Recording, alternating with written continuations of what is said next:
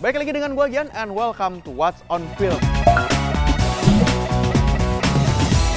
Carnage Breakdown. Hey guys, ini banyak nih keseruan dan antisipasi ini mulai mengerumuni upcoming movie Venom Let There Be Carnage. Bahkan sampai sekarang rumor pun masih bertebaran apakah Tom Holland akan tetap menjadi cameo atau tidak. Namun yang menarik di sini kita akan membahas soal musuh utamanya yaitu Carnage. Kita semua tuh kan tahu dan aware dengan Venom, namun apa yang membuat Carnage menjadi alarm yang berbahaya nih buat Venom? Pertama kali kemunculannya di komik The Amazing Spider-Man 344, namun sebenarnya terlihat fully Carnage-nya itu adalah di 361. Dimana fakta menarik di sini pada tahun 1991 karakter Cletus Kasady itu dibuat oleh ilustrator yang sama dengan pembuatnya Joker yaitu Erik Larsen.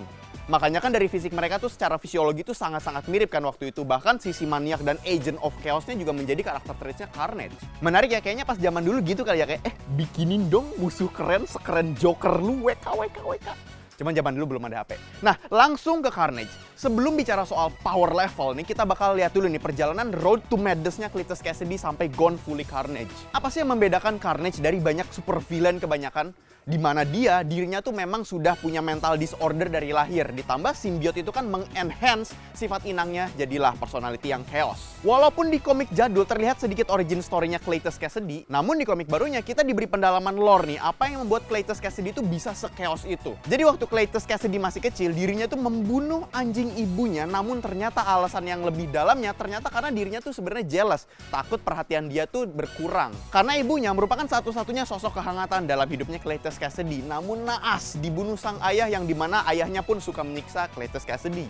Long story short, itu membuat behavior sadis di dalam Cletus Kasady dan sempat membakar sekolah beserta isinya. Terus dia suka menyiksa dan akhirnya dia dipenjara dan turning point event lah terjadi. Sebelumnya kalau misalnya secara core dari komik dan filmnya itu sangat beda, tapi pertemuan Cletus Kasady dan Eddie Brock itu sama-sama terjadi di penjara. Namun kan kalau di film kan kita bisa lihat si Eddie Brock tuh semacam kondisinya dia masih menjadi reporter. Ya mungkin si Eddie Brock mau menganalisa atau menginvestigasi kasus psikopatnya Cletus Kasady. Sedangkan di originalnya Cletus Kasady dan Eddie Brock harusnya itu satu sel penjara. Sampai akhirnya satu momen Eddie Brock berhasil lolos dari penjara via Venom, meninggalkan Cletus Kasady sendirian. Ketika Venom kabur dari penjara, ada sedikit cairan simbiot nih menempel ke tangannya Kasady dan disitulah masa transformasi Cletus Kasady itu terjadi dan menjadi Carnage. Yang dimana step by step sang parasit menstimulan si inang sampai semakin gila, plus dia kayak suka bicara sendiri sampai akhirnya dia gone full Carnage. Dan di momen itu juga kita bisa tahu nih ternyata simbiot Venom itu bisa berkembang biak secara aseksual sehingga simbiot yang nempel di tangan Kasady ternyata adalah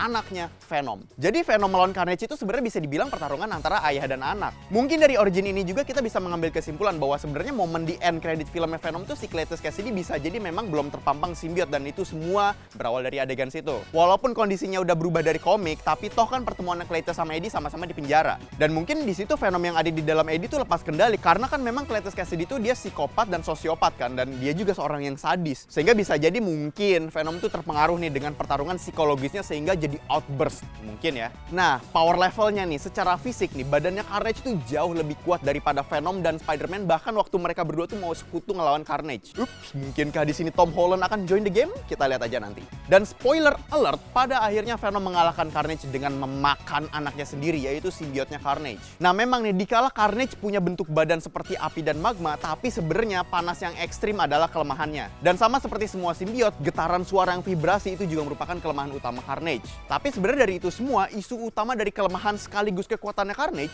itu terletak dari kegilaannya Cletus Kasady yang tidak stabil sewaktu-waktu.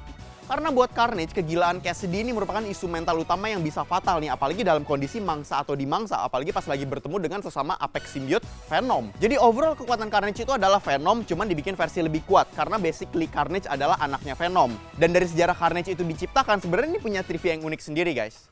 Tadinya nih, musuh simbiot di Spider-Man itu ya Venom aja, dan harus dikalahkan atau mati gitu. Namun karena secara unexpected, kepopuleran Venom itu melejit, akhirnya Marvel tuh nggak ngebolehin Venom mati, dan diciptakanlah versi evilnya yang masih Venom juga. Ya orang offspringnya si Carnage itu. Nah tapi kalau menurut kalian gimana nih? Apakah yang harus Sony hati-hati banget dan hindari banget nih ketika dia mau menggarap Carnage versi Woody Harrelson? Kalau misalnya kalian seputar film dan game, lu bisa cek website kita kincir.com karena di situ pembahasan soal film dan game lu bisa langsung aja cek ke dalam websitenya. Oke, cukup sekian untuk What's On kali ini. Sampai jumpa di What's On berikutnya.